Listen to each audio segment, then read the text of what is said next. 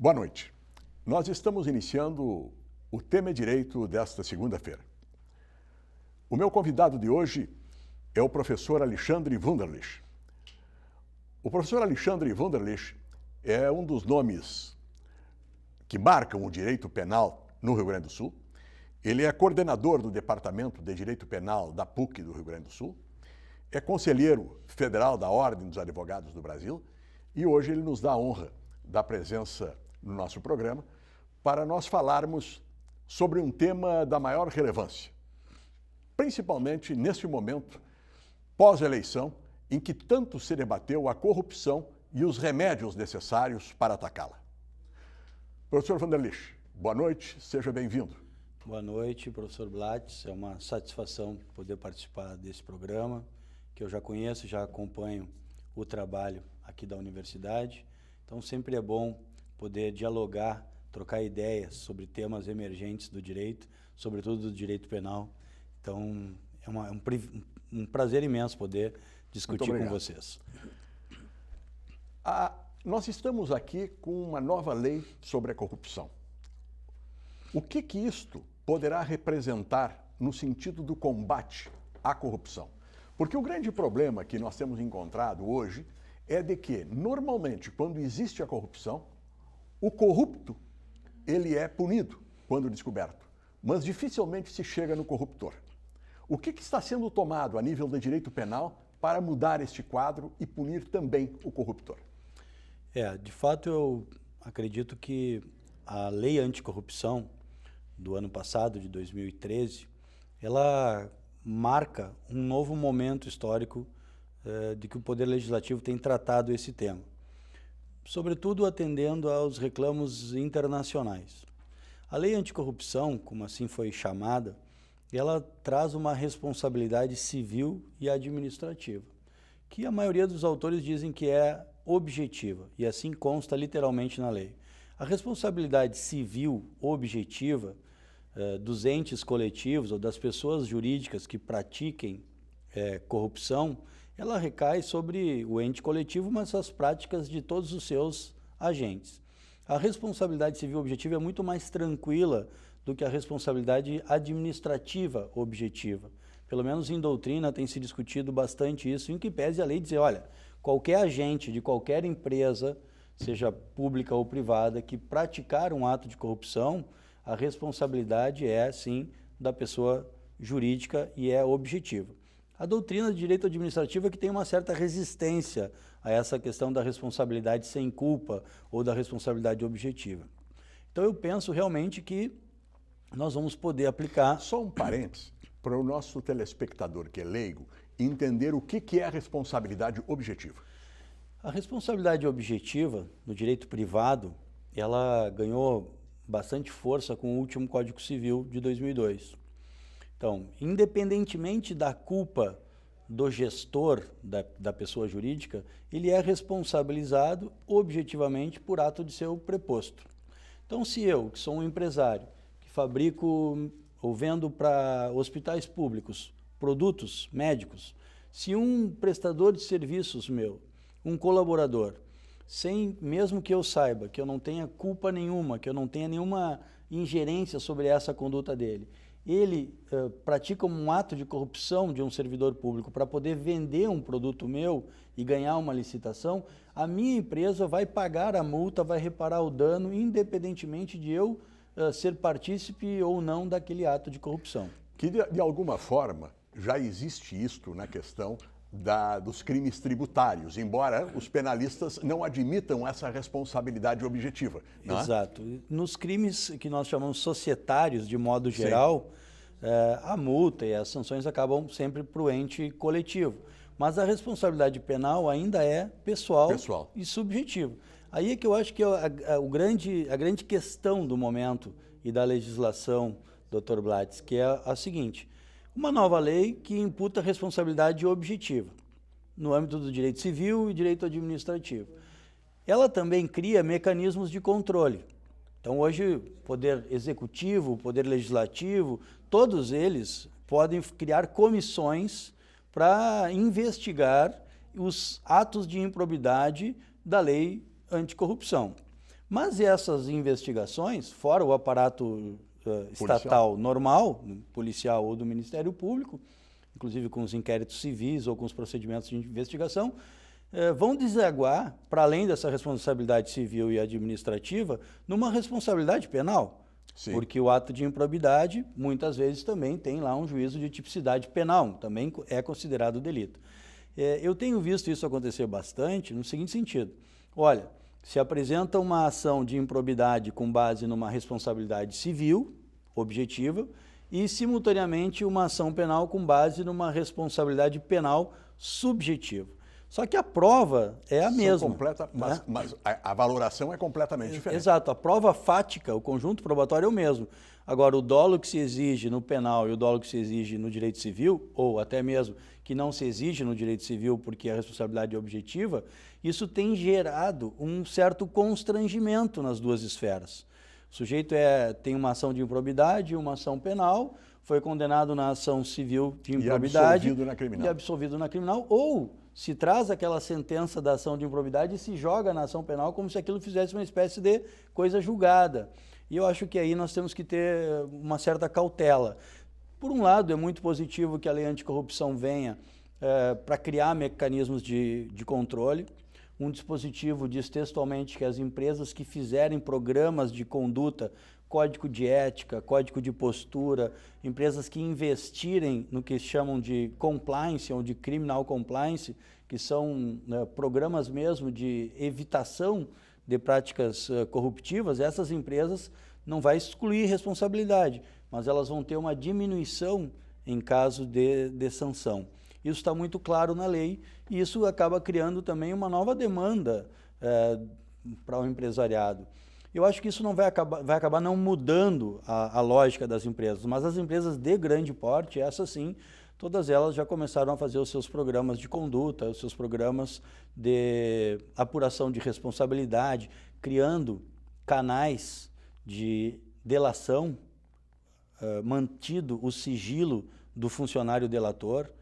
Isso é uma das questões que se pode fazer para evitar as práticas da corrupção. E a lei é muito clara e incentivando isso. Como há todo, professor Blatz, há todo um apelo social contra a corrupção, eu creio que as empresas vão, de fato, aderir a esse processo de transformação, que é fruto da legislação nova. Mas também penso que vão ter aquelas que vão fazer o que eu chamo de compliance de fachada.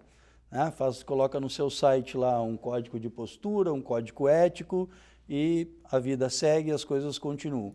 Eu acredito até que esta seja uma tendência inicial, porque as pessoas, nós ainda trabalhamos muito com a imagem projetada e não com a efetividade daquela imagem que projeta, né? Exatamente. Eu acho que o que vai valer a pena é se saber qual é a densidade do programa de conformidade ou do programa de conformidade à lei ou de compliance que se fez. Quanto a empresa gastou na criação de mecanismos de controle de práticas anticorrupção? Quantas horas de trabalho ela dispensou para aquela atividade? O seu setor de controle é interno ou foi criado um setor externo? O seu setor externo de controle está controlando também os diretores da empresa? Ou só os andares de baixo? Seria quase um controle como existe no programa de qualidade, em que as empresas vão ganhando ponto conforme vão preenchendo determinados requisitos mediante auditorias externas. Exatamente. É uma espécie de controle e isso tudo vem num momento que se pode até fazer uma crítica, que o Estado praticamente ele joga a responsabilidade do controle para a sociedade civil. Sim. Ele delega esse controle. Não é só na lei anticorrupção. Na lei de lavagem de capitais, na lei de lavagem de dinheiro, tem um rol imenso de profissionais que devem também um dever de informação aos órgãos de controle, como o COAF, das práticas suspeitas dos seus clientes. Então, a lei anticorrupção, a lei de lavagem de dinheiro, de certa forma, ela cria um dever de informar para a sociedade civil, para os profissionais. A lei de lavagem de dinheiro é muito clara, principalmente naqueles que trabalham com seguros, com empresas de câmbio, com pedras preciosas, com obras de arte, valores vultuosos. Jogadores de futebol, né, artistas. Esses, inclusive os consultores, os contadores, e a discussão se os advogados estariam ou não estariam inseridos nesse rol. O nosso Conselho Federal foi contra aos advogados terem um dever de informação, porque eles estão cobertos por uma regra de sigilação das suas práticas maiores, as suas práticas profissionais. Então, esses deveres de informação que são lançados aos entes da sociedade, isso já é fruto de uma transformação, de um pedido do Estado, ou até mesmo uma coação do Estado, para que a sociedade civil e para os profissionais todos o auxiliem no controle dessas atividades que têm, por suposto, são atividades de origem ilícita. Que, na verdade, isso passa a ser um exercício da cidadania, porque nós sempre partimos do princípio que o Estado deve fazer tudo, né? E nós temos o direito de burlar o Estado da forma como for possível. Né? E ele está se invertendo um pouquinho essa lógica. Em realidade, o direito, ele, como dizia o Tobias Barreto, não cai do céu, não é filho do céu. Exatamente. Né? O direito é reflexo da do sociedade, mundo circundante, né? Valores e fins. E eu acho que nós vivemos um outro momento, um momento onde a sociedade não quer mais as práticas de corrupção que, historicamente, enquanto fenômeno, estão conosco desde a origem do Brasil. Eu estou conversando com o professor Alexandre Wunderlich, advogado criminalista, professor, chefe, coordenador do Departamento de Direito da PUC, e nós estamos conversando sobre a Lei Anticorrupção. Nós vamos fazer um intervalo e voltamos em seguida com o segundo bloco do Tema Direito.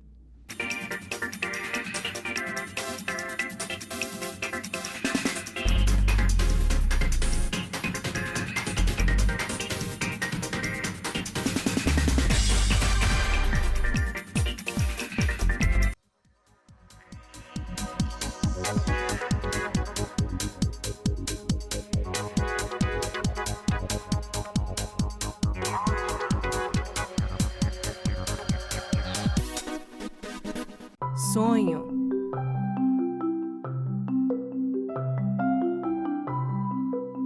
Esperança. Realização.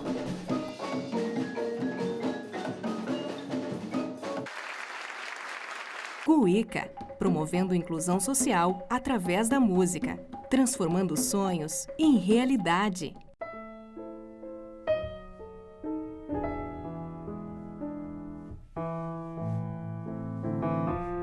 A ONG Royale está mudando a vida de muitas meninas carentes através do balé. Conheça esse projeto.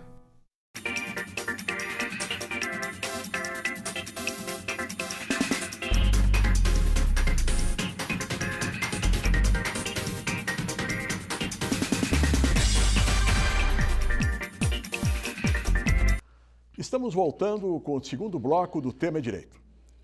Hoje, meu convidado é o professor Alexandre Wunderlich e nós estamos falando sobre a nova lei anticorrupção.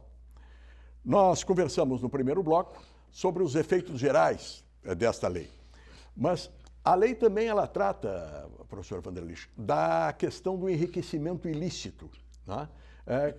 Como é que é esta abordagem do enriquecimento ilícito e como é que ela está contemplada dentro da lei?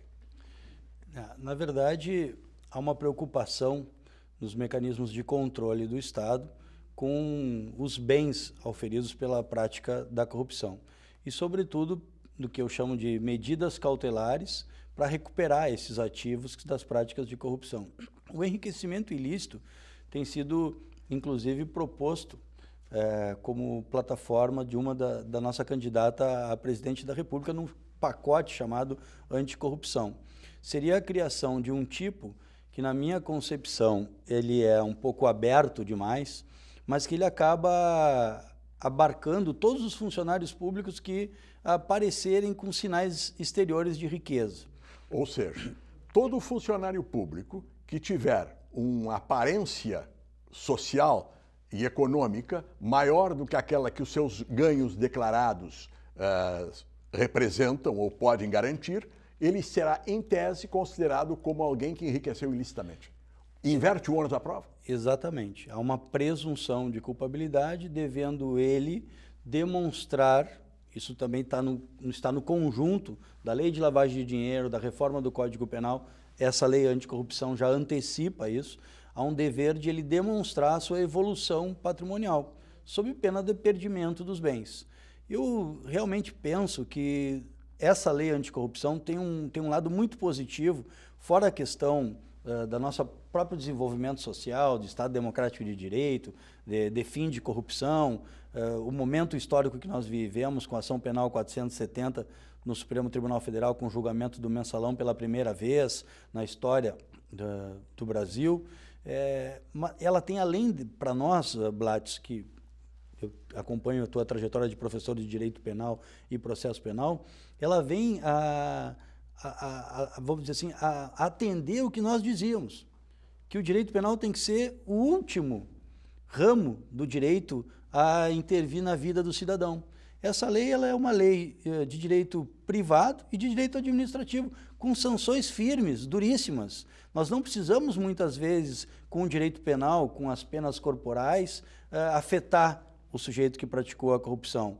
Nós podemos, sim, com direito sancionador, tirar os bens dele. Nós podemos ter outras medidas. É a punição maior, é o órgão do corpo que mais dói é o bolso. Nós temos hoje mecanismos, a partir dessa lei, para que nós possamos reaver os bens, né? Não que isso não possa ser usado também com o direito penal em determinados momentos. Eu não acho que a corrupção seja um delito de insignificância, um delito de mínima importância. Acho que não.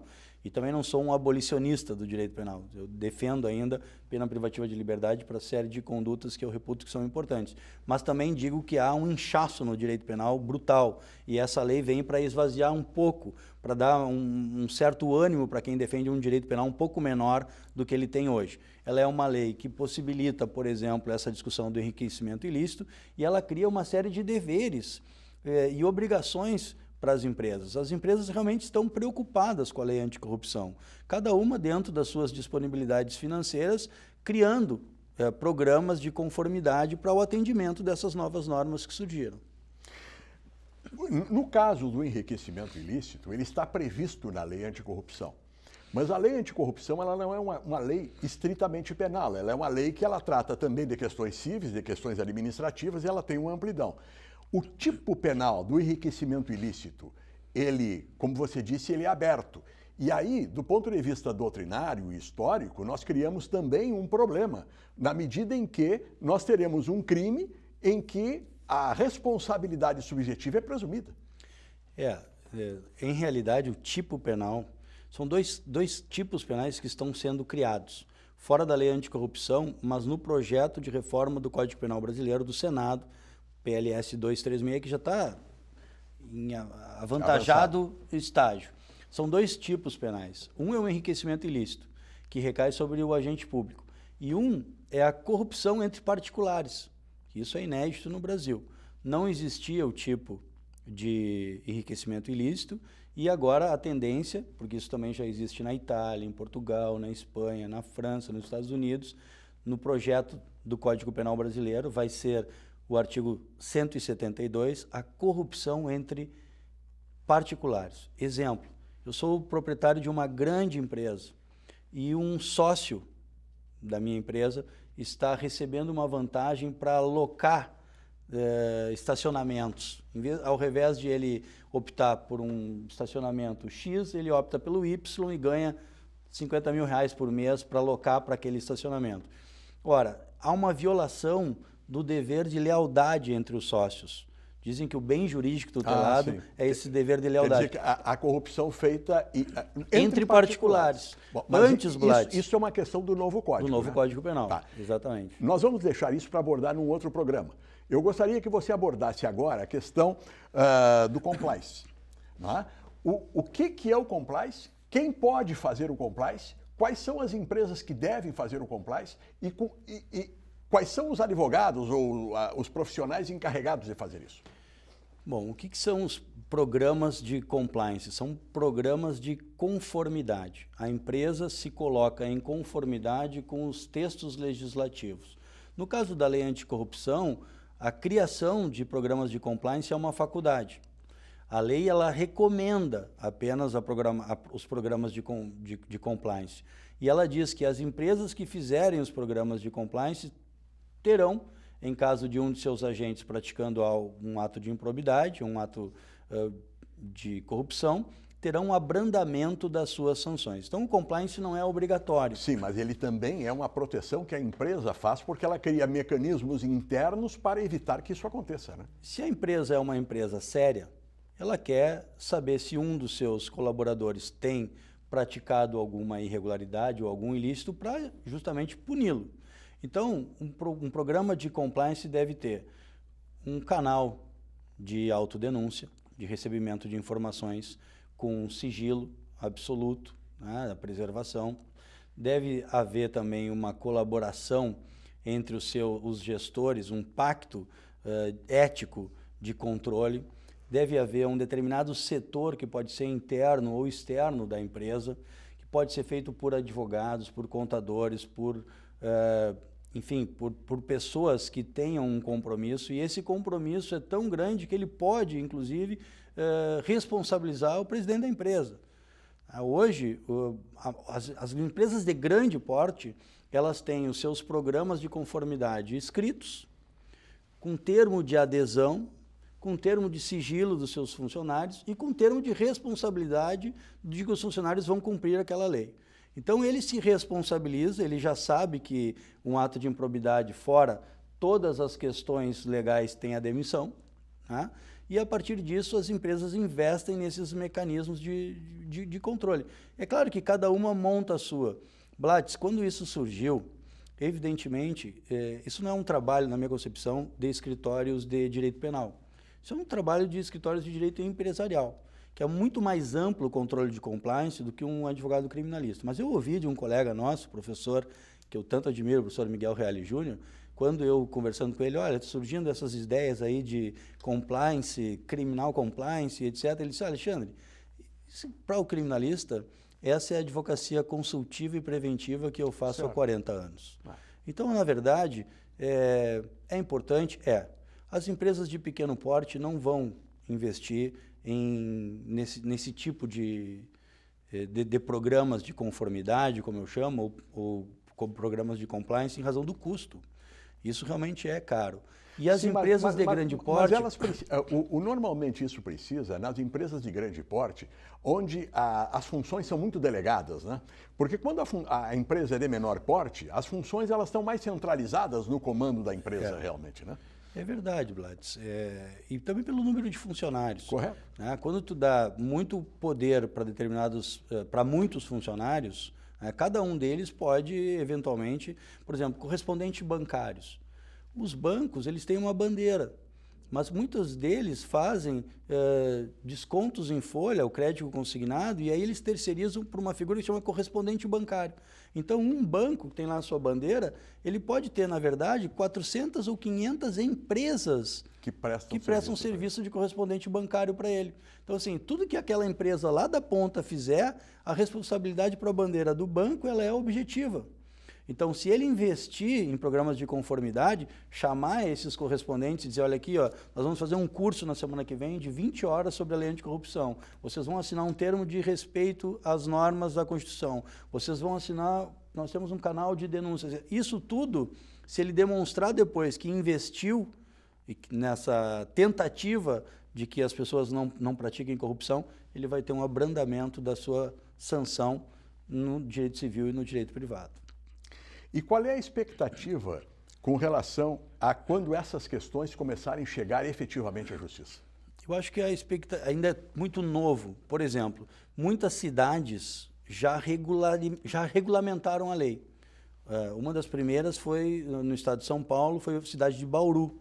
Primeiro texto no nível estadual que eu li, depois a própria capital, São Paulo, também já regulamentou a lei anticorrupção, criando ela mesma suas sanções e seus mecanismos. E a sua comissão de investigação, que pode ser tanto no plano do executivo, como pode ser o plano do legislativo, como pode ser no Ministério Público. O que eu tenho visto, Blas, e que de certa forma acho importante, é que nós possamos ter o mesmo fato investigado por várias frentes. Por várias né? frentes. Quando isso começar a chegar no Poder Judiciário, aí é que nós vamos ver qual é a dosimetria de multa que os magistrados vão começar a aplicar. Mas pelo tom da jurisprudência das ações de improbidade, das ações civis públicas por ato de improbidade, tem sido altíssimos. Tanto é que hoje, nos escritórios de advocacia, os empresários têm mais temor da ação de improbidade, porque pode bloquear bens imediatamente, do que a própria ação penal, que às vezes é mais lenta e há um certo sentimento de que o direito penal é mais leniente. Sim. E que a improbidade ela é um pouco mais firme. Né? Até porque ela vem, às vezes, com decisões liminares, né? Liminares e, às vezes, até impedindo a própria empresa de pagar seus funcionários e de operar. Então, eu acho que o judiciário vai ter que amadurecer o tema, mas é um momento histórico importante. Volto a dizer o que eu dizia no início do programa, Blatz. É um momento de... algumas figuras acabaram no Brasil. Né? Acabaram, vamos dizer assim, num sentido de que fica muito difícil tu ter um caixa 2, mandar dinheiro para fora do país. As práticas hoje de controle do sistema bancário são muito fortes. Sigilo é algo que não existe mais, né? Nenhum país do mundo é seguro. Então, as empresas hoje vão ter que... acredito sinceramente que houve, sim, um aumento de maior cuidado com as práticas empresariais no país. Alexandre Wunderlich, muito obrigado pela participação no programa. Nós teremos um outro programa em que nós também vamos conversar com o professor sobre as reformas do Código Penal. E eu encerro, diante dessas palavras que você disse, lembrando Darwin, né?